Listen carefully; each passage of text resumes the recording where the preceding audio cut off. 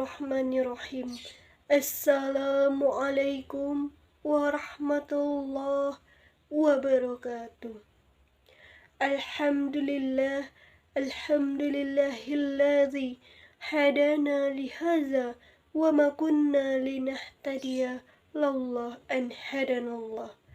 Ashhadu an la ilaha illallah wa ashhadu anna Muhammadan abduhu wa rasuluh la nabiyya ba'da amma ba'd.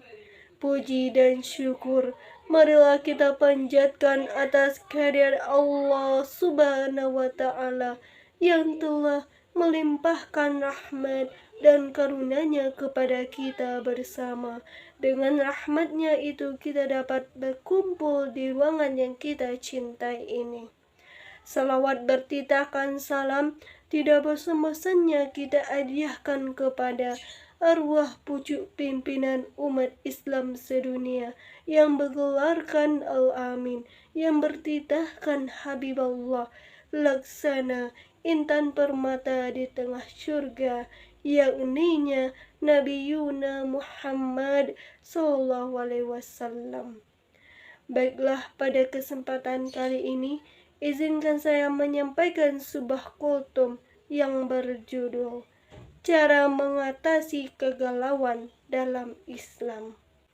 Kita pernah merasakan kegalauan, kegelisahan, kegundahan yang tentunya membuat hati kita tidak enak. Ketahuilah bahwa gundah gulana atau kegalauan itu ada dua keadaan. Keadaan yang pertama, karena ada sebab. Sepertinya sangat menginginkan sesuatu, contohnya sangat menginginkan dunia, baik dari segi harta maupun dari segi kedudukan. Ketika hati kita sangat menginginkannya dan khawatir tidak akan mendapatkannya, maka hati kita akan gelisah ataupun galau.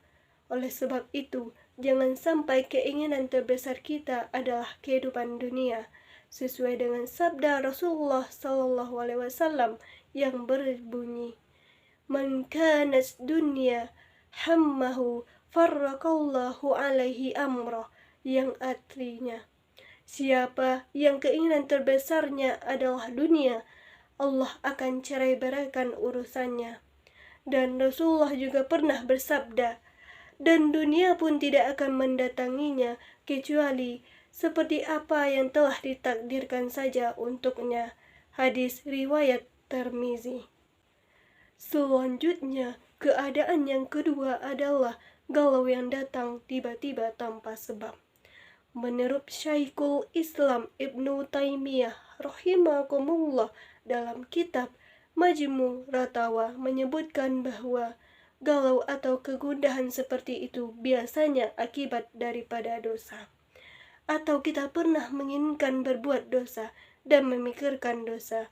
Akhirnya Allah Subhanahu wa ta'ala memberikan sanksi kepada kita agar hati kita merasa gundah gulana tanpa sebab. Hadirin yang berbahagia, lalu apa yang kita lakukan ketika galau?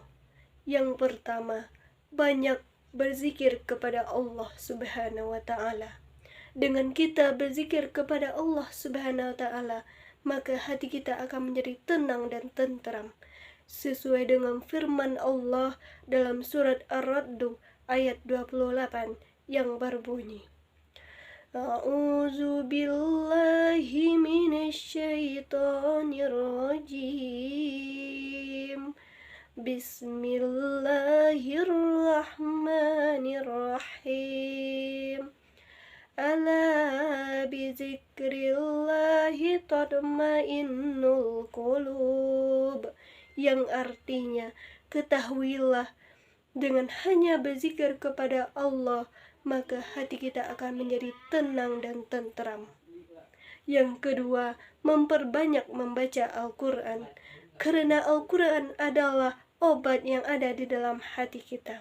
Sesuai dengan firman Allah dalam surat Yunus ayat 57 yang berbunyi, Bismillahirrahmanirrahim.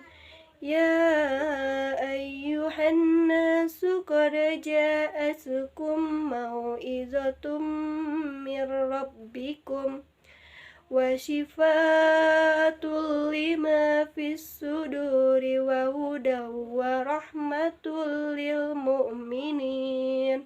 Shadaqallahul azim. Yang artinya, wahai manusia, telah datang kepadamu peringatan dari Rabb-mu dan penyembuh yang ada dalam dadamu, dan petunjuk serta rahmat bagi orang-orang yang beriman. Maha benar Allah dengan segala firman-Nya. Nah, berarti Al-Quran adalah penyembuh hati, sedangkan galau adalah penyakit hati. Yang ketiga yaitu kita banyak-banyak mendekatkan diri kepada Allah Subhanahu wa Ta'ala. Sesuatu yang kita harapkan, sesuatu yang kita inginkan tidak mungkin akan terwujud tanpa seizin Allah Subhanahu wa Ta'ala. Maka bertawakallah kepada Allah agar hati kita tidak gundah gulana atau gelisah. Yang terakhir, jangan mengadu kepada manusia. Ketika kita mengadu kepada manusia, maka tidak akan ada manfaatnya. Maka mengadulah kepada Allah Subhanahu wa Ta'ala.